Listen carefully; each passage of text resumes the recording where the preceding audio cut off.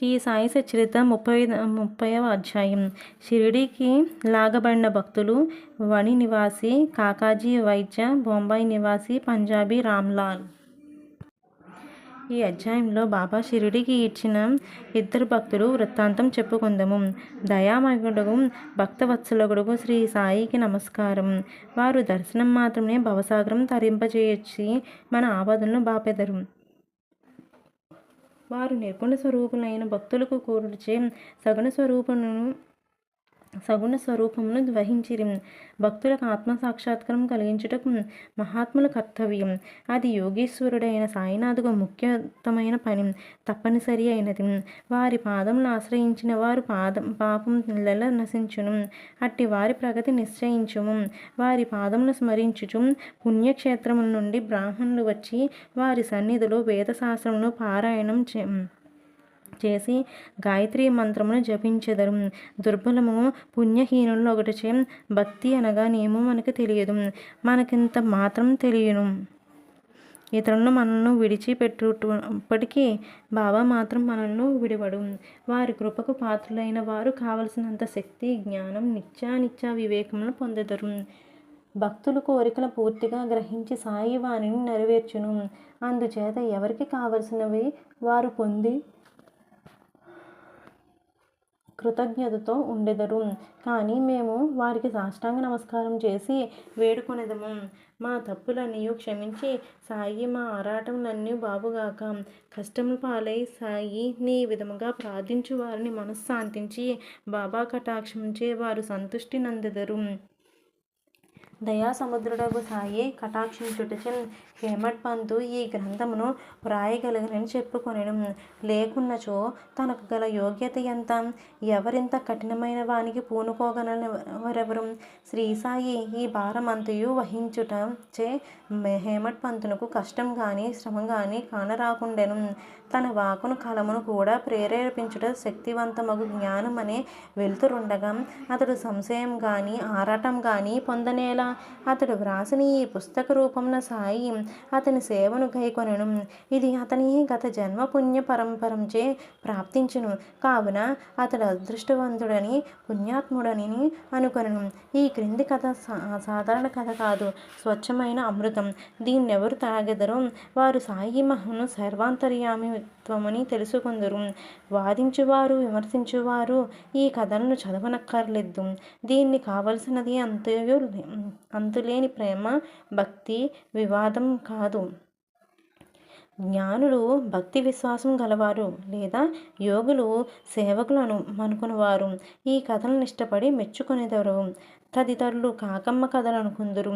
అదృష్టవంతులైన వారు సాయి భక్తులు లీలను కల్పతరువుగా భావించెదరు. ఈ సాయి లీలామృతం త్రాగినచో అజ్ఞానులకు జన్మరాహిత్యం కలుగును, గృహస్థులకు సంతృప్తి కలుగును, ముముక్షువులకు ఇది సాధనగా ఉపకరించును. ఇక ఈ అధ్యాయంలో కథ ప్రారంభించదము.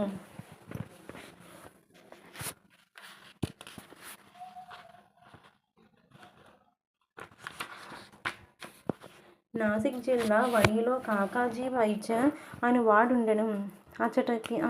అతడచటికి సప్తశృంగి దేవతకి పూజారి. అతడనేక కష్టముల పాలై మనశ్శాంతిని పోగొట్టుకుని చంచన మనస్కుడయ్యను. అట్టి పరిస్థితుల్లో ఒకనాటి సాయంకాలం దేవతల ఆలయమునకు పోయి తనను ఆందోళన నుండి కాపాడమని హృదయపూర్వకంగా వేడుకొనెను. అతని భక్తికి దేవత సంతసించి ఆనాటి రాత్రి అతనికి స్వప్నమును గాన్పించి బాబా వద్దకు పొమ్ము, నీ మనశ్శాంతిని వహించుననెను. ఈ బాబా ఎవరో దేవిని అడిగి తెలుసుకొనుటకు కాకాజీ ఉత్సాహించెను. కానీ ఇంతలోనే అతను మెలకువ కలిగెను. ఈ బాబా ఎవరై ఉండవచ్చును? అతడు యోచించెను. కొంతసేపు ఆలోచించిన పిమ్మట ఈ బాబా త్రయంబకేశ్వరుడు కావచ్చునని అతడు పుణ్యస్థలమగు త్రయంబకమునకు వెళ్ళెను. అచట 10 రోజులుండెను. అక్కడున్నంత కాలం వేకువజామున స్నానం చేసి రుద్రమును జపించుచు అభిషేకమును తదితర పూజములను గావించెను. అయినప్పటికీ మునుపటి వలె అశాంత మనస్కుడై ఉండెను. పిమ్మట స్వగ్రామునకు తిరిగి వచ్చి దేవతను తిరిగి వేడుకునను. ఆ రాత్రి ఆమె స్వప్నంలో కనిపించి ఇట్లనెను, అనవసరంగా త్రయంబకేశ్వరం ఎందుకు వెళ్ళినావు బాబా అనగా షిరిడి సాయిబాబా అని నా అభిప్రాయం. షిరిడికి పోవుటెట్లు, ఎప్పుడు పోవన్నో, బాబాను చూచుటెట్లు అని కాకాజీ మనోవాక్యులతను పొందుచుండెను. ఎవరైనా యోగీశ్వరుని చూడవలననుకున్నచో ఆ యోగియే గాక దైవం కూడా అతని కోరికను నెరవేర్చుటకు సహాయపడును. యథార్థముగా యోగియు భగవంతుడు ఒకరే, వారిలో నేమియూ భేదం లేదు. ఎవరైనా తానే పోయి యోగిని దర్శించుటన్నది ఉత్త బూటకం. యోగి సంకల్పించినదే వారిని చూడగలరు వారెవరు. అతని ఆజ్ఞ లేక చెట్టు ఆకు కూడా కదలదు. యోగి దర్శనమునకే భక్తుడు ఎంత వేదన పడునో, ఎంత భక్తి విశ్వాసము చూపునో అంత త్వరగాను బలముగాను అతని కోరిక నెరవేరును. దర్శనమునకై ఆహ్వానించువాడే వచ్చి వానికి స్వాగతం సన్నాహం లొనర్చును. కాకాజీ విషయంలో అట్లే జరుగును. శ్యామ మురుకు. కాకాజీ షిరిడీకి పోవుటకు ఆలోచించుచుండగా ఒక అతిథి అతనికి షిరిడీ తీసుకుని పోవుట అతని ఇంటికి వచ్చెను. అతడు ఇంకెవడో కాదు, బాబాకు ముఖ్య భక్తుడు శ్యామయే. శ్యామ ఆ సమయమున వనికి ఎట్లు వచ్చెనో చూద్దాము. శ్యామ బాల్యంలో జబ్బుపడినప్పుడు అతని తల్లి తమ గృహదేవతయగు వనిలోనికి సప్తశృంగికి జబ్బు నయం కాగానే నీ దర్శనమునకు వచ్చి బిడ్డను నీ పాదములపై పెట్టెదనని మొక్కుకొనెను. కొన్ని సంవత్సరముల పిమ్మట ఆ తల్లి కుచములపై తామర లేచి ఆమె మిక్కిలి బాధపడెను. తనకు నయమైనచో 2 వెండి కుచములను సమర్పించేదనని అప్పుడు ఇంకొక మొక్కు మొక్కెను. కానీ ఈ 2 మొక్కులు కూడా ఆమె చెల్లించలేదు. ఆమె చనిపోయినప్పుడు ఈ సంగతి శ్యామకు చెప్పి 2 మొక్కులు చెల్లించు భారము అతనిపై వేచి ఆమె మృతి చెందెను. శ్యామ కొన్నాళ్లకు ఆ మొక్కులను పూర్తిగా మరిచెను. ఇట్లు 30 సంవత్సరములు గడిచెను. అప్పట్లో షిరిడీకి ఒక పేరు పొందిన జ్యోతిష్కుడు వచ్చి నెల దినములొకటి చేత మకాము చేశాను. అతడు శ్రీమాన్ భూటి మొదలగు వానికి చెప్పిన భవిష్యత్తు సంతృప్తికరంగా నుండెను. శ్యామ తమ్ముడు బాపాజీ జ్యోతిష్కుడు పండితుడు సంప్రదించగా అతడు తల్లి మొక్కులను చెల్లించకపోవటచే వారికి కష్టమును సప్తశృంగి దేవత కలుగు చేయుచున్నదనెను. బాబాజీ ఈ సంగతి శ్యామకు తెలియపరచెను. అప్పుడు శ్యామకు సర్వము జ్ఞప్తికి వచ్చెను. ఇంకనూ ఆలస్యం చేసినచో హానికరమని నుంచి శ్యామ ఒక కంసాల్ని పిలిచి 2 వెండి కుచములను చేయించెను. మసీదుకు పోయి బాబా పాదములపై పడి 2 కుచములను అచట పెట్టి తన మొక్కులను చెయ్యమని బాబాయే తన సప్తశృంగి దేవత గుటిచే వాణ్ణి ఆమోదించమని వీడెను. నీవు స్వయంగా పోయి సప్తశృంగి దేవత మొక్కును చెల్లింపుము అని బాబా నిర్బంధించాను. బాబా ఊదిని ఆశీర్వాదంగా పొంది శ్యామ మణిపట్టణమునకు బయలుదేరను. పూజారి ఇల్లు వెతుకుచూ తుదకు కాకాజీ ఇల్లు చేరెను. అప్పుడు కాకాజీ షిరిడికి పోవాలని గొప్ప కుతూహలంతో నుండెను. అట్టి సమయంలో శ్యామ వారింటికి వెళ్ళెను. ఇది ఎంత ఆశ్చర్యకరమైన కలయికో చూడండి. మీరెవరు, ఎచ్చటి నుండి వచ్చినారని కాకాజీ అడిగాను. మాది షిరిడి. నేను సప్తశృంగికి మొక్కు చెల్లించుటకు ఇక్కడికి వచ్చినానని శ్యామ అనెను. షిరిడి నుంచి వచ్చానని తెలియగానే శ్యామను కాకాజీ కౌగిలించుకొని ప్రేమచే మైమర్చెను. వారు సాయిలీలను గూర్చి ముచ్చటించుకొనిరి. శ్యామ మొక్కులన్నీ చెల్లించిన పిమ్మట వారిద్దరూ షిరిడీకి బయలుదేరిరి.